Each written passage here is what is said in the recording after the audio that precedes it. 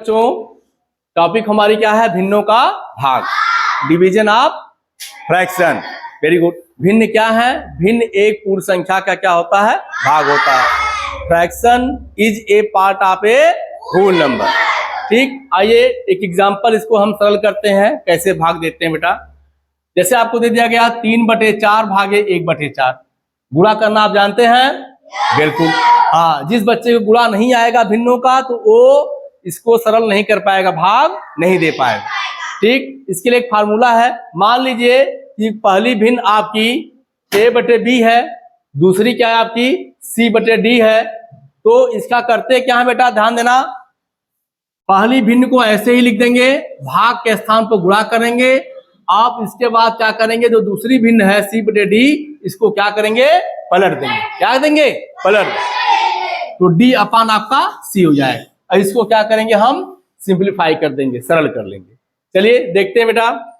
अब यहां पर क्या है, 3/4 भागे 1/4।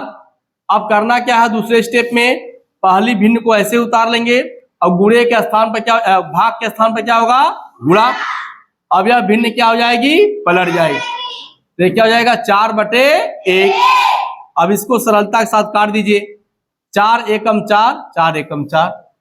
अब क्या बचा, ऊपर 3 बचा। अब यहाँ क्या बचा, 1 बचा। यहाँ पर 1 बचा, ये भी आपका 1 बचा। 3 एकम 3, 1 एकम 1। 3 में 1 भाग देने पर, अर्थात किसी संख्या में 1 से भाग देने पर उसके मान में कोई परिवर्तन नहीं होगा, इसलिए यहाँ पर क्या हो जाएगा, सिर्फ 3। तो इसका रिजल्ट कितना आ गया, 3। अब इसी को दूसरे प्रोसेस से देखिए कैसे करते हैं। अब यहां पे देखो बेटा, 3/4 भागे 1/4। अब पहली भिन्न को ऐसे आप उतारिए, भाग के स्थान पर गुणा करिए।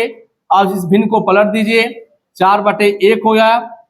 अब नियम क्या होता है, भिन्नों का, दो भिन्नों का जब आपका भाग होता है, ध्यान देना, तो उसमें दूसरी भिन्न हमेशा क्या होती है, पलट जाती है।